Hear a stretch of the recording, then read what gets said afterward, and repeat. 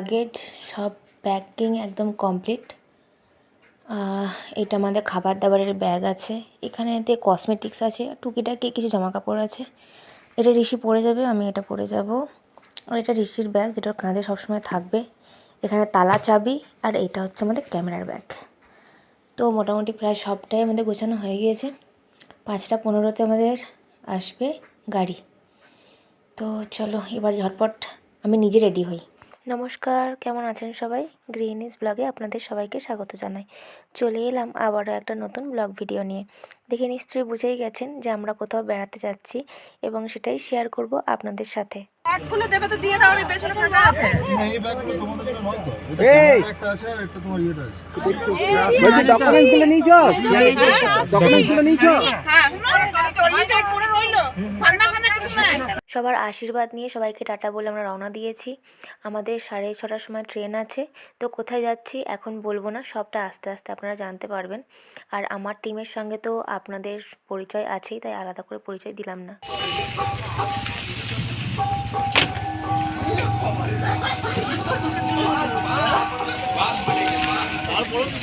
এই অন্ডাল স্টেশন বোধহয় প্রথমবার এলাম নাকি। লাগেজগুলো সব নামাচ্ছে এখানেতে। হ্যাঁ,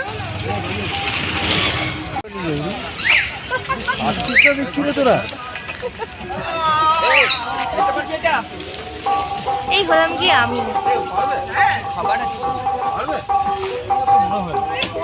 আমরা উপরে উঠে গেছি অনেক কষ্ট করে, এবার হাঁটছি।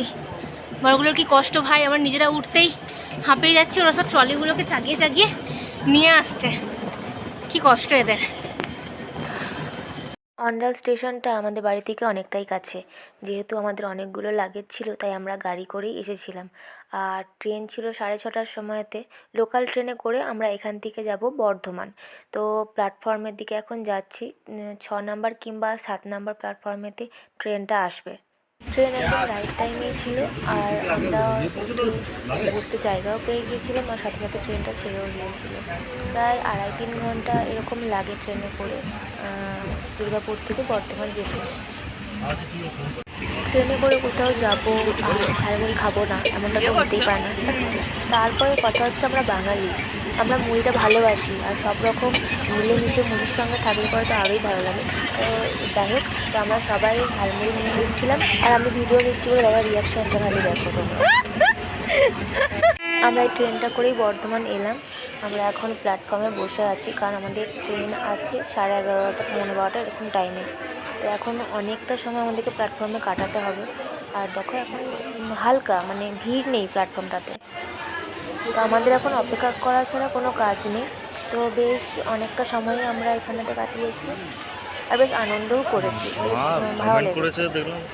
প্ল্যাটফর্মে বসে থাকতে থাকতে অনেকটা বোর হচ্ছিলাম, সেই জন্য আমরা টিকিট কাউন্টারের দোতলায় চলে এসেছিলাম। ওখানেতে ছেলেদের এবং মেয়েদের আলাদা আলাদা ওয়েটিং রুম আছে। আর এখানে জায়গাটাও বেশ ভালো লাগছিলো, বেলকুনির মতো করা আছে, আর বেশ পরিষ্কার পরিচ্ছন্ন। স্টেশনের কলরব থেকে এখানেতে বসে থাকা অনেক ভালো, বেশ পিসফুল জায়গাটা। আর এখান থেকে মানে ব্যালকনি থেকে পুরো ট্যাক্সি স্ট্যান্ড, মানে যেখানে গাড়িগুলো সব দাঁড়িয়ে থাকে, মেন রোড, বর্ধমানের সবটা দেখতে পাওয়া যাচ্ছিল।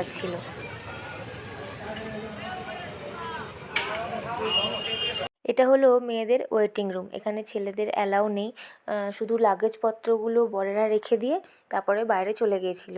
আর খুবই পরিষ্কার পরিচ্ছন্ন, এমনকি পায়খানা বাথরুমটাও খুবই পরিষ্কার, বেশ ভালো। আমরা এখানে অনেকটা সময় কাটালাম আর রেস্টও নিলাম।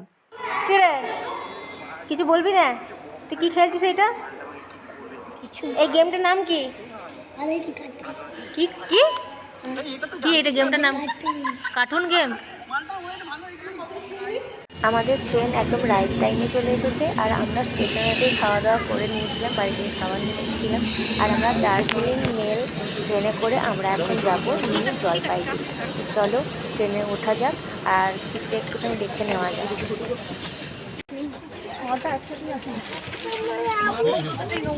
ট্রেনে উঠে আমি আগে সিটে বসে গেছিলাম, আর ট্রেনটা সাথে সাথে ছেড়েও দিয়েছিল। 5 মিনিটের মতো বোধহয় ছিল, তারপরে ট্রেনটা ছেড়ে দিয়েছে।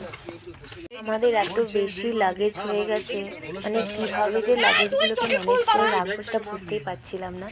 আর আমাদের চক্করে আশেপাশের প্যাসেঞ্জারগুলো ঘুমাতেও পাচ্ছিল না। যেন তো বাঁধা যায়,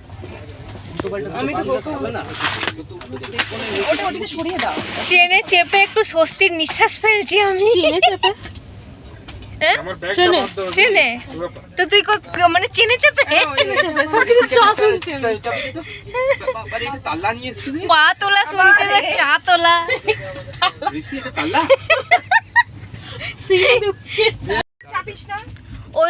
ওইরকম তালা তোরা আনতে পারবি? হ্যাঁ, সিন্ধুকে তালা বলছে যে।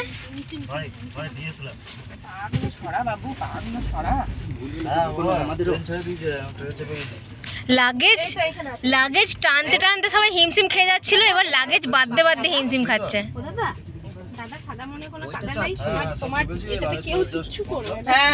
বাবা আমি কাউকে বিশ্বাস করি না পৃথিবীতে, তোমাকে করি। তুমি যদি বলে সারা রাত এটা দেখবো, আমি তাহলে বিশ্বাস করব।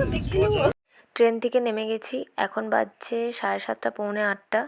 আর রাতটা আমাদের ভীষণ একটা যে ভালো কেটেছে এরকমটা নয়, কারণ ট্রেনে আমি এমনিতেই ঘুমাতে পারি না। দ্বিতীয় কথা হচ্ছে আশেপাশের মানুষজনরা খুব নাক ডেকেছে, যার কারণে ঘুমাতে পারিনি।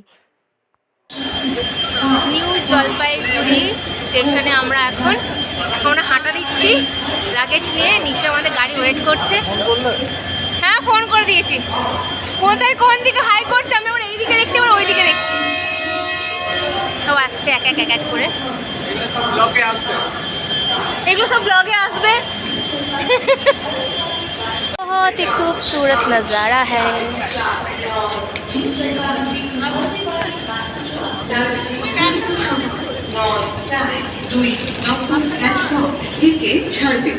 এ আমার বর কই? হ্যাঁ, আমার বর এগিয়ে চলে গেছে।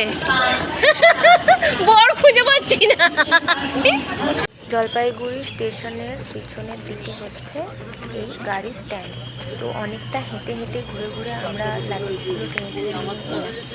আর আমরা অবশেষে আমাদের যে ড্রাইভার তাকে দেখতে পেয়েছি এবং আমাদের লাগেজপত্রগুলো এখন গাড়িতে বাঁধা হচ্ছে। অ্যাকচুয়ালি আমাদেরই ভুল, আমাদেরকে এতটা হাঁটতে হতো না। পিছন থেকে মানে একটা শর্টকাটের রাস্তা ছিল যেটা আমরা জানতাম না। আমাদেরকে ড্রাইভার দাদা বললো যে এই সোজা একটা রাস্তা আছে, শুধু আমরা এতটা এদিকে ঘুরে ঘুরে এলাম। আর ওই সাইডে ওই সোজা একটা শর্টকাট রাস্তা ছিল। শুনো, আমাদের পাহাড় ওই দিকে। এই বাবু, এই হাই বল। হাই করে দাও, হাই করে দাও। ওকে হাই বলতে বলে ওরকমই করবে, ছুটের মতো না, এমনি করবে। এই হাই বলে দে ঠিক করে বাবু। অবশেষে আমাদের গাড়ি স্টার্ট হয়েছে এবং ছুটে চলেছে গন্তব্যের দিকে। গাড়ি স্ট্যান্ড থেকে আমরা এখন বের হচ্ছি। আমি দাদাদেরকে দেখা, তখন দাদারা ছিল না, না ওই জন্য। আচ্ছা, হ্যালো গাইস, এই দাদাগুলো আমরা এখন পাহাড়ে যাচ্ছি। এ বাবু আমাকে দেন। আমরা এখন পাহাড়ে যাচ্ছি। হ্যাঁ। চলো ওইখানে গিয়ে দেখা হচ্ছে তোমাদের সঙ্গে, অনেক এনজয় হবে। বাহ, খুব ভালো, খুব ভালো বলছে। আমি এত ভালো বলতে পারবো না ব্লগেতে, ও যেরকম ভালো বলছে। যাবি না তো?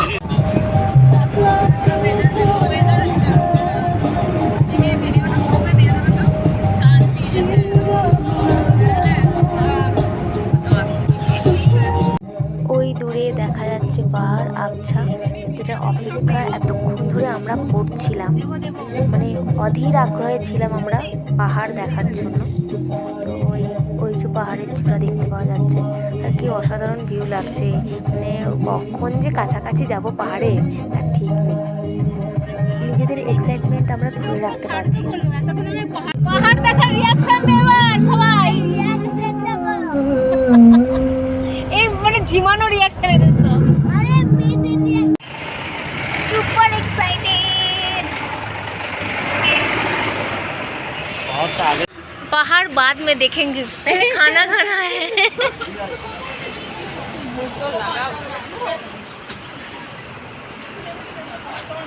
हाय एवरीवन, तो हम लोग आ चुके हैं कहाँ कहाँ बताइए। हमको तो मालूम नहीं है हमें अब कहाँ आए हैं। दादा, इस जगह का नाम क्या है? Rail gate.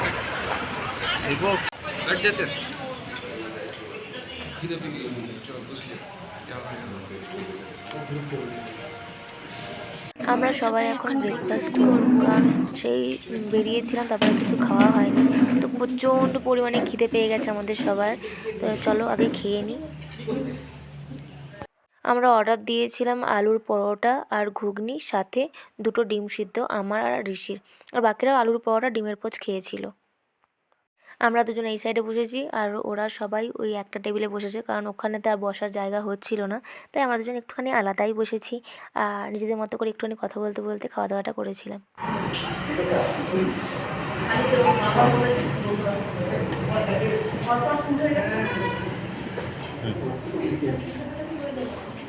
और एक कोच आपका नहीं कोच उधर ही वही लग दे इधर दो খাওয়া দাওয়া হয়ে গেছে, সবারই কমপ্লিট। তো সবাই এখন বিল পে করছে আর আমি ওখানে বসে না থেকে আমি ভাবলাম যে আমি গাড়িতে চলে আসি, তাই আমি গাড়িতে এসে বসে গেলাম। এবার আমরা রওনা দেব।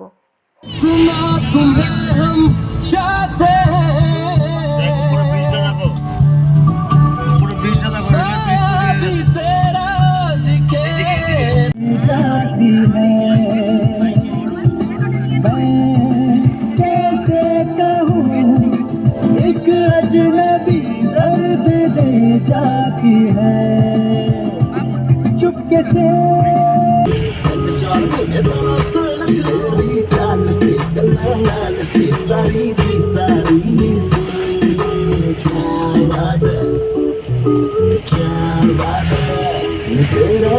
রাস্তার সাইডে বয়ে চলেছে বিশাল তিস্তা নদী। এখন শান্ত থাকলেও বর্ষাকালে ভীষণ ভয়ঙ্কর। অনেকটা পথ অতিক্রম করে আমরা এখন পৌঁছেছি কালিম্পং। সকাল গড়িয়ে হয়েছে এখন দুপুর, তাই পেটেও লেগেছে প্রচণ্ড খিদে। আমরা এখন একটা রেস্টুরেন্টে হোল্ড করব। এসেছি দুপুরে লাঞ্চ করার জন্য।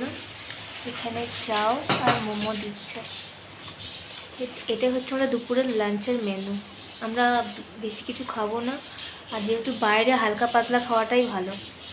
তো বেশ রিল্যাক্সিংভাবে বসে আছি। সবাই এখন বাইরে আছে, ওয়াশরুমটা ইউজ করছে। পরে এখন আমাদের 2 ঘন্টা লাগবে পৌঁছাতে গন্তব্যে আমাদের। তো এখন প্রচুর টায়ার্ড লাগছে। চলো খাওয়া দাওয়াটা কমপ্লিট করে নিই।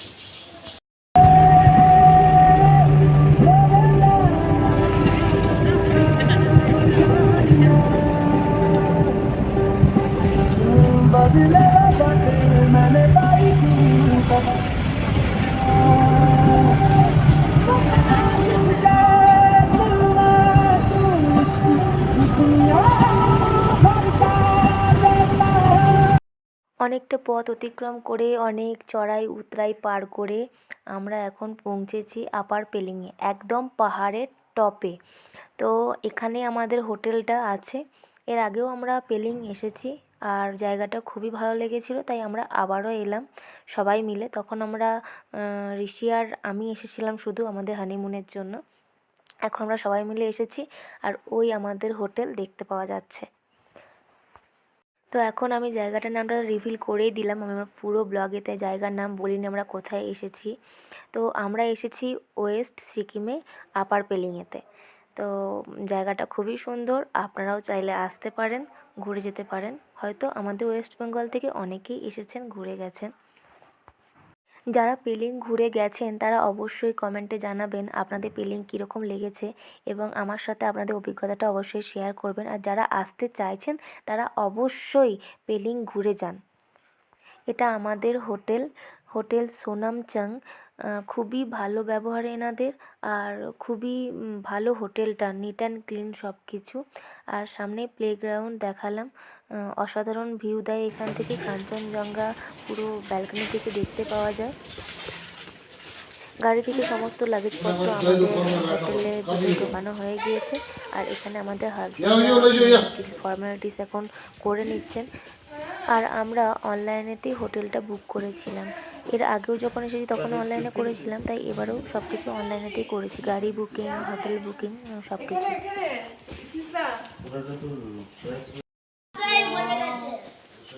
জায়গাটা কিন্তু দারুণ। এটা খোলা যাবে না? কাঁচে তো, হ্যাঁ খুলে যায়। এখন যেহেতু 4:30 বাজছে তাই সব জায়গাটা কুয়াশায় ধোঁয়া ধোঁয়া হয়ে গিয়েছে। প্রচণ্ড ক্লান্ত আছি সবাই, আর অনেক বেশি ধকল গেছে আমাদের। প্রায় 24 ঘন্টার কাছাকাছি আমরা পৌঁছালাম সিকিমেতে, কারণ আগের দিন আমরা বিকালেতে বেরিয়েছিলাম আর পরের দিন বিকালেতে পৌঁছালাম। আমাদের 4 জন কাপেলের রুমে সিমিলার একই রকম রুম আমরা নিয়েছি, তাই সবার রুম আমি ঘুরে ঘুরে দেখাচ্ছি না, আমি শুধু আমাদের রুমটাই আপনাদের সাথে শেয়ার করছি। চলুন এবার রুমের দিকে তাহলে যাওয়া যাক। लाइटগুলো জ্বালো। ये हम लोगों का रूम है, ये बाथरूम है, यहाँ मिरर है, আর ये बहुत खूबसूरत না। লাইটটা জ্বালা হোক তবে পুরোটা দেখাচ্ছি। এটা হচ্ছে আমাদের রুম, এখানে টিভি আছে। আর আমরা আসার পর কিছুক্ষণ রেস্ট নিয়ে নিয়েছিলাম, নয়তো প্রচণ্ড ক্লান্ত লাগছিল। আর এটা হচ্ছে ওয়ার্ড্রোব দিয়েছে, আর এটা একটা বেশ বড় মতো আয়না, এখানে আমার সব খাবার দাবারগুলো রাখা আছে। আর এটা হচ্ছে বাথরুম, পুরো পরিষ্কার, একদম নিট অ্যান্ড ক্লিন বাথরুম। যেহেতু অনেকটা জার্নি করে এসেছি আর প্রচণ্ড ক্লান্ত লাগছিল, তাই রুমে ঢোকার পরে আর মনে হচ্ছিল না যে আমি আর ভিডিও নিই, তাই একটু ফ্রেশ হয়ে একটু ঘুমিয়ে নিলাম। আর এখন 8:30টার মতো বাজছে, আর ব্যাস এই আর কি। আমাদের জার্নিংয়ের ভিডিওটা আমি এখানেতেই শেষ করছি। তো আমার ব্লগ আপনাদের কীরকম লাগলো অবশ্যই জানাবেন কমেন্টের মাধ্যমে। সবাই ভালো থাকবেন, সুস্থ থাকবেন এবং আমার চ্যানেলটিকে সাবস্ক্রাইব করে পাশে থাকবেন। আর আমাদের আরেকটা চ্যানেল আছে যার নাম হচ্ছে ভ্রমণ কথা, সেটাকেও একটু সবাই ভালোবাসা দেবেন, যেমন আমার চ্যানেল গ্রিনিস ব্লগে আপনারা ভালোবাসা দিচ্ছেন। তো সবাই ভালো থাকবেন, সুস্থ থাকবেন, সবাইকে ধন্যবাদ।